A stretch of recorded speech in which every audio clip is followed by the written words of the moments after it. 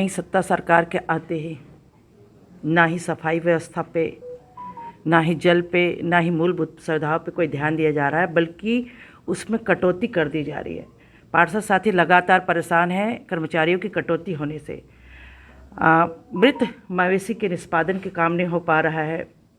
Light के लिए tower loader जैसी चीज़ों को चलाने के लिए ड्राइवर नहीं मिल रहा है, चैन माउंटेन जैसी चीज़ों के लिए ड्राइवर नहीं मिल रहा है, और मूलभूत सुविधा जैसे कि हमारा जल पानी सफाई है, इसके लिए कर्मचारी नहीं है हमारे पास, उनको पृथक कर दिया गया है।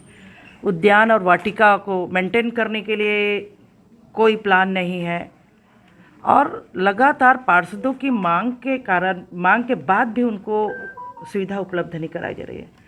सफाई ठेके से यहाँ जहाँ पे काम कर रहे हैं कर्मचारी, वहाँ से कर्मचारी को एक कर्मचारी को अलग करके कलेक्टेड भेजा जा रहा है। यानी हर तरह से वार्ड प्रभावित हो रहा है, जनता के काम प्रभावित हो रहे हैं। पार्षद जनता के काम करने के लिए बैठा है। अगर जनता को सुविधा नहीं दी जाएगी, पार्षद को सुविधा नहीं दी जाएगी, तो वो जनता के काम कैसे कराएंगे। इसी के तहत लगातार मांग करते हुए बार बार चेतावनी देने के बाद भी अगर कोई प्रतिक्रिया नहीं हुई, तो सारे पार्षद साथी हमारे वहाँ पे जाके उन्होंने ज्ञापन सौंपा है और कहा है अगर मूलभूत सुविधा 1 हफ्ते के अंदर सुधारा नहीं जाएगा तो आंदोलन के लिए बाध्य हो गया। जो सरकार बड़ी बड़ी बात करती थी कि हमारी सत्ता आने के बाद कोई कमी नहीं रहेगी, आज हम पेमेंट के लिए भी रो रहे हैं। हमारे पार्षद साथी को 1 साल से पेमेंट नहीं मिला, कर्मचारी को 4-4 महीने से पेमेंट नहीं। बातें बड़ी बड़ी करना और दिखावा करना, लेकिन धरातल पे कुछ और है।